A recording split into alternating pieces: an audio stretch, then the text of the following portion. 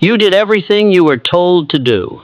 You worked hard, you stayed consistent, you avoided foolish risks, you tried to be responsible with your money. You believed that if you simply followed the path long enough, one day money would reward your patience. But now, after all those years, something feels different. You may not call it failure, you may not even call it regret, but somewhere deep inside, there is a quiet question you can no longer ignore. After everything I gave, did I truly win? For many men over 60, that question is uncomfortable, because the answer is not always disaster. It is not always poverty. It is not always collapse. Sometimes the answer is much quieter than that. You survived. You paid the bills. You carried your responsibilities. You did what a man was supposed to do. But the freedom you expected never fully arrived. There is enough to get by, perhaps. Enough to continue. Enough to manage. But not the deep peace you imagined. Not the control you quietly hoped for. Not the feeling that money is now working for you, instead of you always working around it. And here is the truth most men were never taught. This did not happen because you were lazy. It did not happen because you lacked discipline. It did not happen because you failed to work hard enough.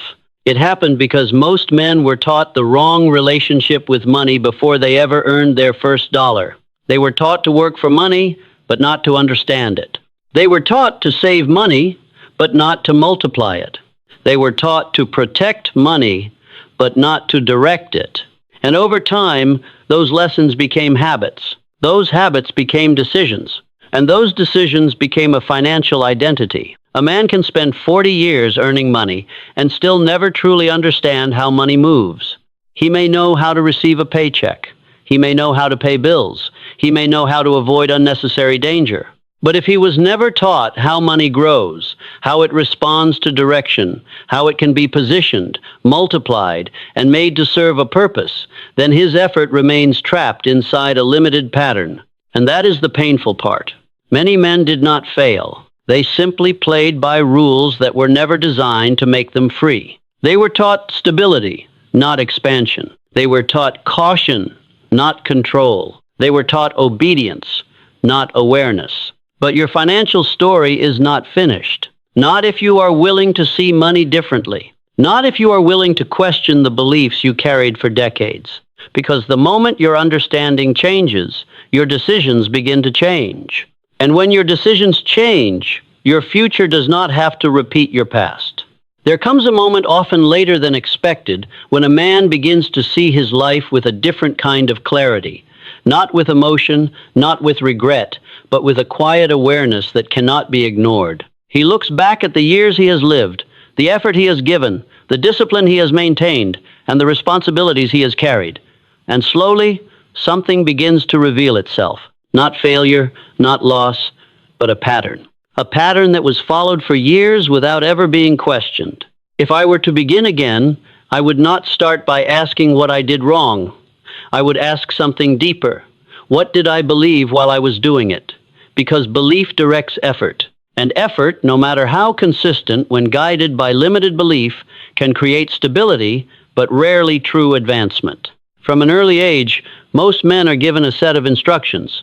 Work hard, stay consistent, avoid unnecessary risk, be careful with money.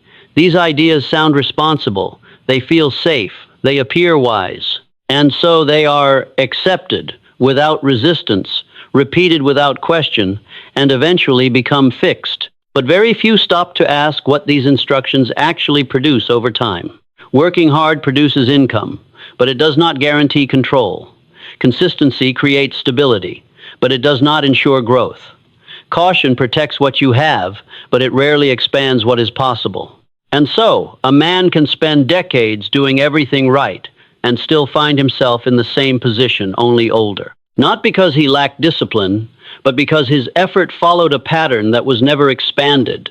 There is also a belief that quietly shapes everything, that time will take care of it, that if a man continues long enough, something greater will eventually happen.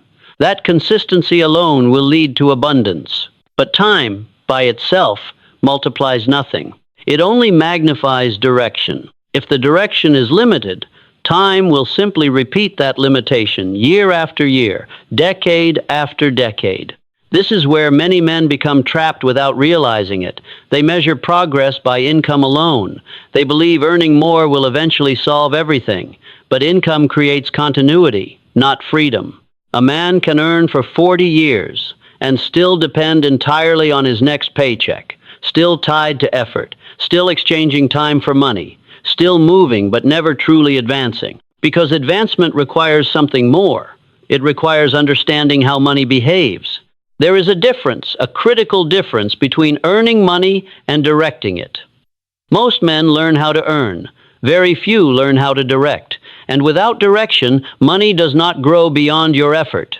It flows in and it flows out, again and again, repeating the same cycle. There is also the influence of what is considered normal.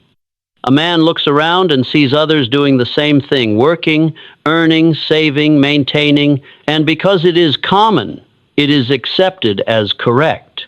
But what is common is not always effective. What is repeated is not always optimal, and what is widely accepted is often never examined. This is how entire generations can live within the same financial boundaries without ever realizing there was another way. There is also a subtle confusion between responsibility and growth. A man believes that because he is responsible, he is progressing. But responsibility maintains, it preserves, it prevents collapse. It does not necessarily build something greater. And without growth, responsibility becomes containment. You protect what you have, but you do not expand beyond it. If I were beginning again, I would not abandon responsibility, but I would refuse to confuse it with progress. There have always been men who saw beyond this pattern. Henry Ford did not simply work harder. He thought differently. He studied how effort could be multiplied. He asked a different question, not how can I do more, but how can what I do produce more? That question changes everything, because the difference between those who remain stable and those who advance is not effort, it is direction. Two men can work equally hard, both disciplined, both consistent. But one follows instruction, while the other questions it. And over time, their results begin to separate, not immediately, not dramatically at first, but steadily. One remains within limits, the other begins to expand beyond them. This shift does not happen all at once. Awareness grows gradually. A man begins to notice where effort did not create growth, where opportunities were missed, where decisions were made automatically without understanding. And in those small moments of awareness, something begins to change. If I were beginning again, I would not ignore those moments. I would follow them, because awareness is the beginning of control, and control is the beginning of change. There is also an important realization. No one deliberately hid this knowledge. It simply was never taught clearly. It was never emphasized. It was not part of the system most men were raised in. And so they lived without it, worked without it, and built their lives within its absence. But once awareness appears, everything changes. Because now, you have a choice. You can continue the same pattern, or you can begin to think differently. And that is where everything begins to shift. Having understood that effort alone does not determine outcome, the next step is to look deeper at where these patterns truly began. Because a man does not arrive at his financial condition suddenly. He is guided toward it slowly and quietly through repeated instruction received long before he ever earned his first dollar. These instructions are rarely questioned. They are accepted early, repeated often, and reinforced by the people around him. A man is taught to be careful, to be cautious, to preserve what he has. He is told that loss must be avoided, that safety must be maintained, that stability is the highest aim. And because these ideas sound wise, they are followed without hesitation. But if I were beginning again, I would not reject these teachings outright. I would examine them. I would ask a simple but powerful question. What do these beliefs produce when followed for a lifetime? Because caution, when repeated often enough, becomes hesitation. Preservation, when practiced alone, becomes limitation. And safety, when placed above everything else, quietly restricts movement. There is also the idea of saving. A man is taught to save his money, to protect it, to hold on to it carefully. And in many ways, this is responsible. But what is rarely explained is what comes next. Saving preserves, but it does not multiply. Money that is only held remains what it is. If I were beginning again, I would not stop at saving. I would ask, what must happen after money is saved? Because saving is not the end of the process, it is the beginning of direction. There is also the instruction to avoid risk. A man is told that risk leads to loss, that it must be minimized, that it must be approached with extreme caution, but he is rarely taught what risk actually is. He is not shown how to measure it. He is not shown how to manage it. He is simply taught to avoid it. And so he does. But what is avoided entirely can never be used. If I were beginning again, I would not avoid risk blindly. I would seek to understand it, because what is understood can be controlled, and what can be controlled can be used to create growth. Over time, these teachings form a pattern. A man earns, he saves, he protects, he avoids, he maintains. And in doing so, he builds a system of behavior that feels normal, even comfortable. Eventually, that system becomes identity. And once identity is formed, it begins to direct decisions automatically. A man no longer questions his approach. He simply continues because it is what he has always done. And what has always been done is rarely examined. If I were beginning again, I would question gently but honestly. I would ask whether the pattern I have followed has produced what I truly desire or merely what I was taught to accept. There are many men who followed these instructions faithfully. They worked diligently. They avoided mistakes. They preserved what they earned. And yet, their condition remained limited. Not broken, not failing, but not expanding. Steady, predictable, contained. If I were beginning again, I would not see this as failure. I would see it as incomplete understanding. Because effort was present, but direction was not expanded. There is also a contrast. Some men were exposed to a different way of thinking.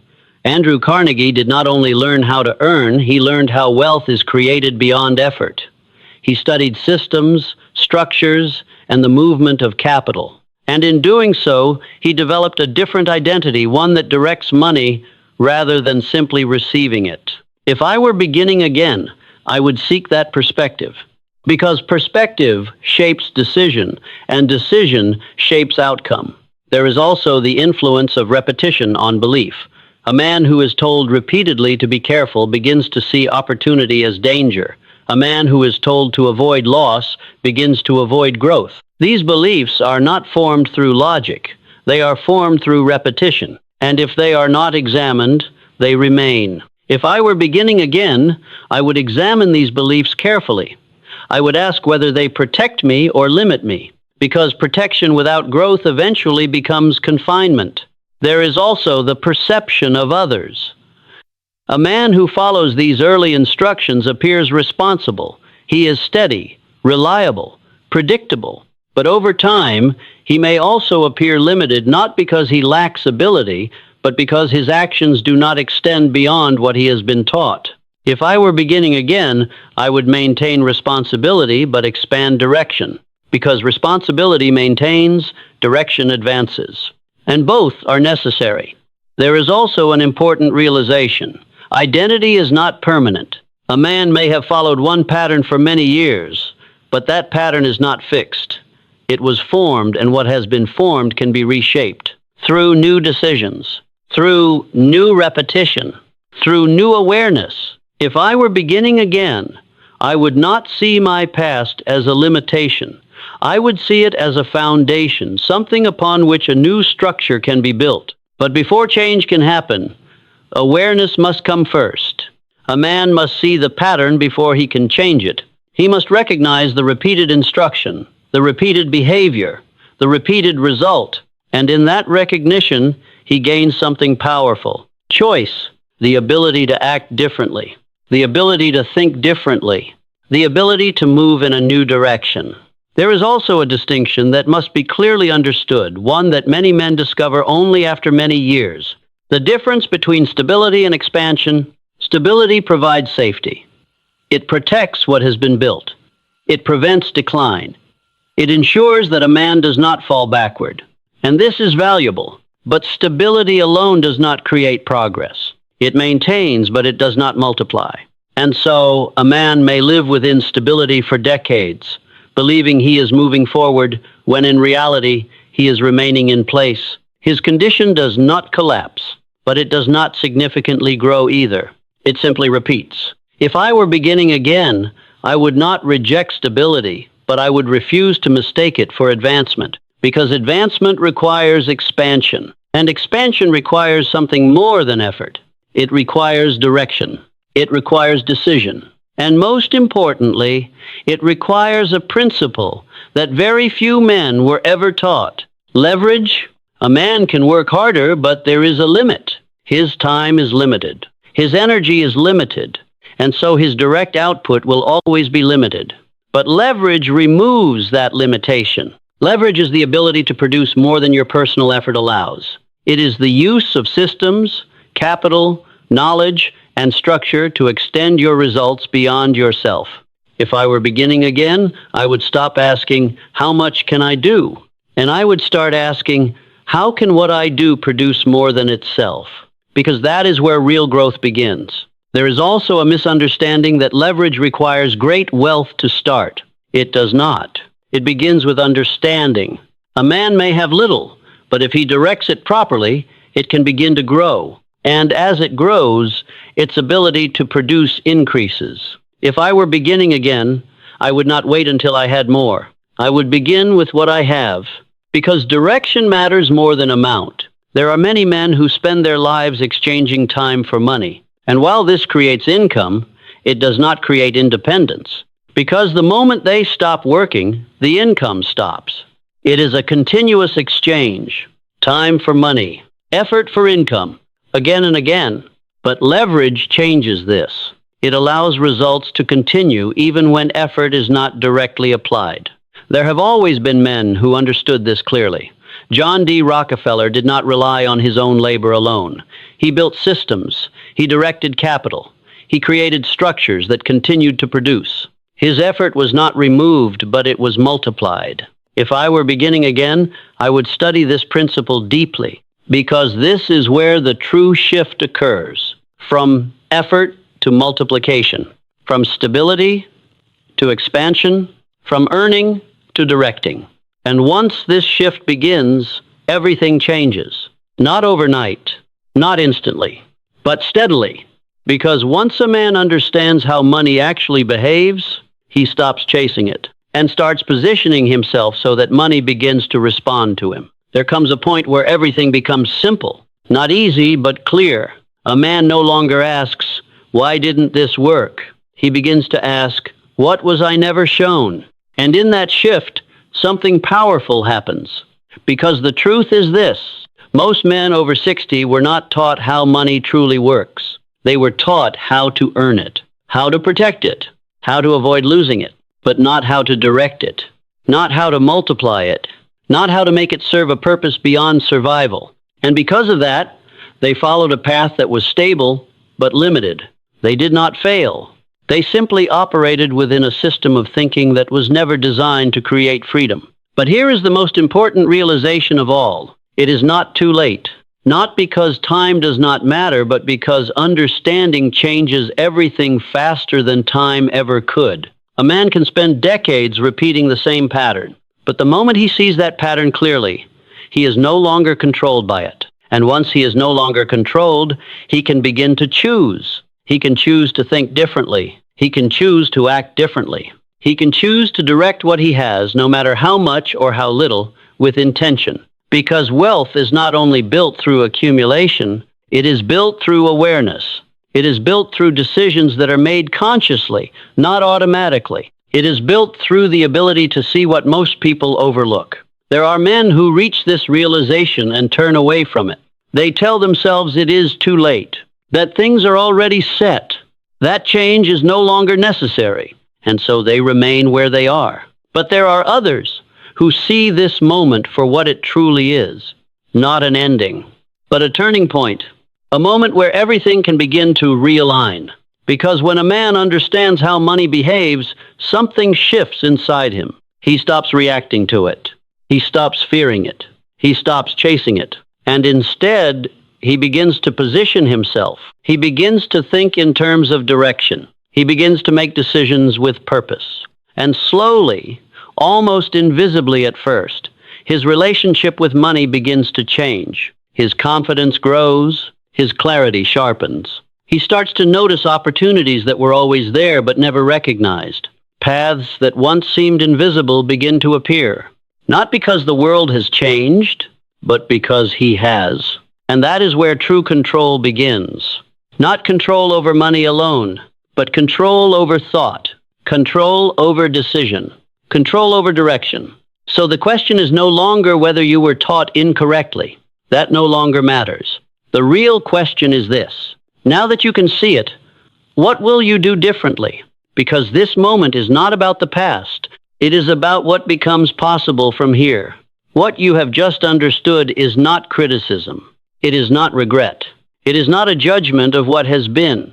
It is an invitation to think beyond what you were taught, to act beyond what you have repeated, to step into a level of awareness that was never shown but is now available. And if you accept that invitation, then your financial story is not finished. It never was. It is simply entering a new chapter, one where you no longer move unconsciously, but deliberately, one where you no longer follow patterns blindly, but direct them, one where you no longer depend on effort alone, but combine effort with understanding.